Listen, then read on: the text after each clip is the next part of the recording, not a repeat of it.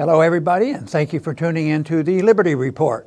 With me today is Daniel McAdams, our co-host. Daniel, good to see you. How are you this morning, Dr. Paul? I am doing well and ready and raring to go in our new week and see if we can find out some good news today, maybe. But unfortunately, since we talk about our foreign policy, it seems like our foreign policy is not going in the direction that we would like. So we have to keep looking at it and see if we can make some positive suggestions on how they can change it. But today we want to talk about the nemesis that we have in the military-industrial complex. Evidently, one of the most powerful groups in the deep state are the arms manufacturers. They are really very powerful. You know, even when the two parties get together, or even when Trump wants to cut back, except you don't cut military. And you know, the whole idea of antagonism and having an enemy, like right now, it seems like Russophobia is a convenient thing. So not too long ago, we got out of that nuke treaty. Trump got us out of that nuke treaty with Iran, which stirs up more trouble and an incentive to have more weapons. But just recently, also, there was the incident with Saudi Arabia. You know, the subject came up, and Trump says, "Well, we can't punish the Saudis for this possible murder and this sort of thing, because it's business." You know, he didn't say that, but he says, we have a lot of money invested in their jobs, so it's very powerful. So that was an overriding issue, and not the wisdom of us being close allies with Saudi Arabia. But right now, over the weekend, stirs up, another treaty. It looks like it's going to get canceled, and Trump is threatening. He's serious about it immediately. It's not Pompeo this time. It's John Bolton off to Moscow in order to find out whether we should get out of this treaty that has existed since 1987, the Bush-Gorbachev treaty, which limited the development of intermediate nuclear weapons. And up until recently, nobody's been, complaining about it. But all of a sudden, the Russians are doing it. The Russians are doing it. They've been doing it for years, and we have to stop it, and we're going to get out. And you figure, are they really serious? Is it a threat? We have the Chinese effort concerned because China, we're annoying them at times. We're in their backyard with our Navy, and Trump, of course, makes the point, well, they're outside, they haven't signed this treaty, so they can build all these intermediates that we need. So we need to deal with this. So we have to blame Russia for something in order for us to build weapons that we might need to fight China. So on, but maybe they're not so anxious to fight as to have an excuse to spend more money. And you can't say no, because if you say no to military spending, that means you're anti-American, anti-military, and you don't care about national defense. And that argument can be wearing at times, and because I consider it a fallacious argument, and we should be talking about what real national security is all about. Yeah, remember those simple days when we only had to worry about the global terrorist threat, Right. It really is like 1984 when it's, no, we've always been at war with Russia and China. Just forget about the terrorism. But the reason we're talking about today is because President Trump was in Nevada over the weekend, and he said, hey, the Russians are cheating on this treaty, this INF treaty. We're going to get out of it. There's no reason for us to stick around and stay in it. And in fact, really, literally, almost as we speak, the President Trump's National Security Advisor, John Bolton, is in Moscow. And apparently, according to at least one news source, he got off the plane and immediately said, what Trump said goes. We're getting out of the treaty. We're getting rid of the INF treaty, which, as you point out, was a Reagan-Gorbachev treaty. It was really the beginning of the end of the Cold War in a heavy way, because it was a symbolic move showing some confidence in each other. And it limited, as you say, the development of missiles and missile launchers from a range of between 500 kilometers and 5,000 kilometers. And obviously that was dealing with nuclear weapons in the European field, those weapons, battlefield tactical nukes and those sorts of things. So that's the origin of the treaty. The U.S. says Russia's cheating. It's secretly developing a missile within that range. So therefore, we need to get out. And certain groups are supporting Trump. NATO has spoken out. It's Russia's fault. Russia's breaking the rules, and therefore we have to do something about it. But if you want to check and find out what's happening here in this country, what are the neocons doing? And I think the more radical the neocons are, the more anxious they are. I suspect that Senator Graham, Lindsey Graham, is quite anxious to get out of this treaty and build more weapons and blame Russia for it all. But the neocons, I mean, how could we have a stronger neocon than John Bolton? And, see, that's the relationship that we haven't figured it out, and nobody has. I mean, are the John Boltons in the administration, since there are several, are they really in charge of the foreign policy, or is somebody else in charge of it? They have, they still have Nikki Haley there around to help, but they've turned her into a national treasure already, so you can expect her to be around for a long time. And indeed, the press reports are that Bolton is taking credit for persuading Trump to get out of the treaty. So that certainly doesn't surprise. But as you point out, Lindsey Graham, who's now really developed his very loud voice in the absence of his partner, John McCain, has said Trump's doing exactly the right thing. The Russians are cheating. Let's get out of it. On the other side of the Senate, in terms of some more intellectual heft, I would say is Senator Paul, who was on Fox over the weekend, and he said, I don't know that this is such a good idea. We claim the Russians are cheating. They say they're not. Why don't we sit down and talk about it instead of just unilaterally, taking our marbles and going home? Of course, I'm paraphrasing what he said, but that's the essence of it. Why rush into this? Well, when you have contracts on the line and reasons to spend more money and reasons never to cut the military budget, you have to have these enemies. I call them warmongers because so often our policies lead to war one place or another. I don't think they consciously sit down and say, yeah, let's see how long we can prolong the war, even though there are some of those. I think that it's just having an enemy, and they can use it. And it's a good sales job. I mean, they play on the patriotism of the people, the goodness of the American people, because they have been taught to be fearful. Look how fearful we became of Saddam Hussein. And the people actually believe that propaganda stuff. And so once again, they will scare the people, and they will never attack the weapons buildup, because I believed and said during the Cold War, and nobody's really challenged me because they probably ignored me. But I always thought that, with 6 good nuclear submarines, we probably could have defended ourselves from the Soviet Union. Yeah. Because we would have had, they couldn't have done anything without, committing, practically suicide on it. Yeah. But no. Weapons, short-range missiles, intercontinental, middle-range missiles, more nuclear submarines, more nuclear bombs. They want to rebuild the nuclear stockpile we have. So it's on and on. It's profiteering, and at the same time, we still have problems at home, which is called the deficit, and that is part of it. So even with this pretense, right now we are hearing a little bit of Republican pretense. Oh, we got to cut everything in the budget 5%, except for, well, we can't do interest, we can't do Medicare, we can't do the military.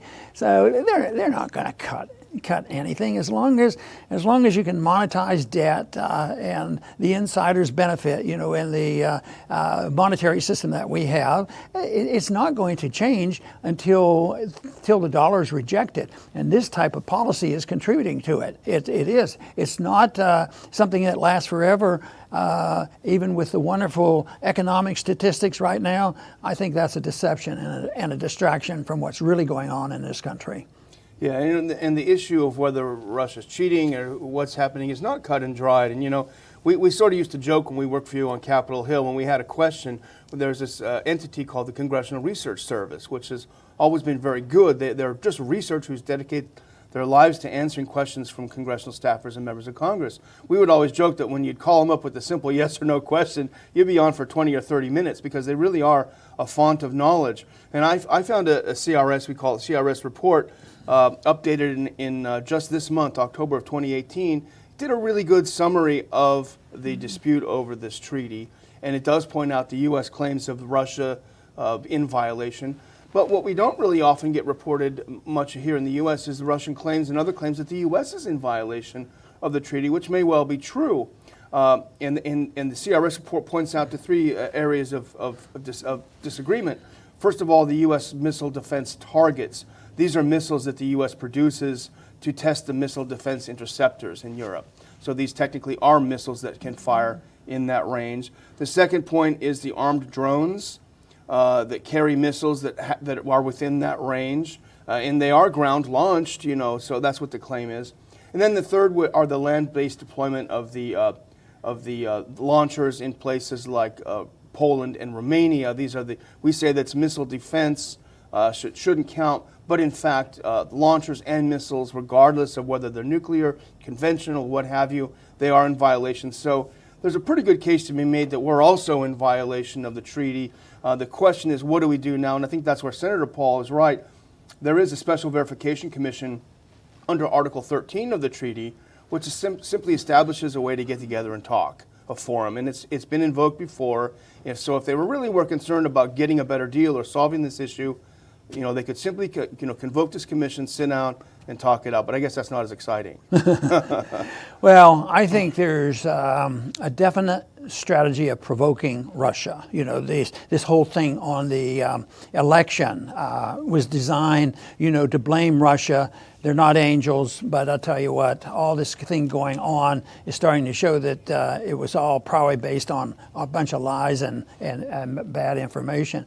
But I think the thing that you mentioned is also very important, and I think if you try to put ourselves in the position of Russia, and then the agreement after World War II of where the lines were drawn and where we had NATO, and NATO, even though it wasn't in concrete, the implication and the understanding was that NATO was not, going to march right up to the borders of Russia. And in essence, that's what we have done. And like you say, that changes the distance that the missile has to go. Yeah. So it's something that if you look at both sides, you should have a better understanding. But the whole thing is there's probably something all above all this strategy talking, and that is two people talking to each other and getting along. I mean, Trump has wanted to have some trade arguments with Canada, but in a way, we're not having this type of conversation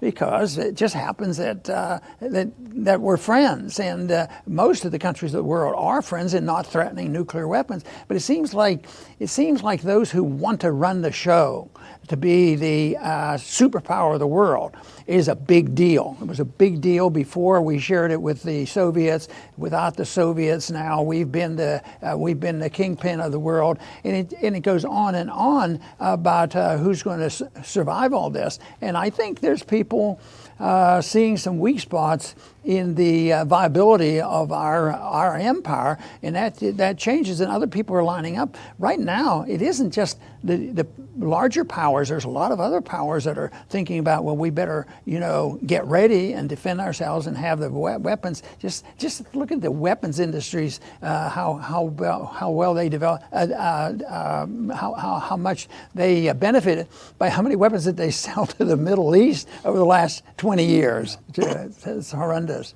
And the people that John Bolton hangs around with, the people like them, they're in and out of the revolving doors of Lockheed Martin and all of the defense contractors, the weapons builders, so they know which side their bread is buttered on.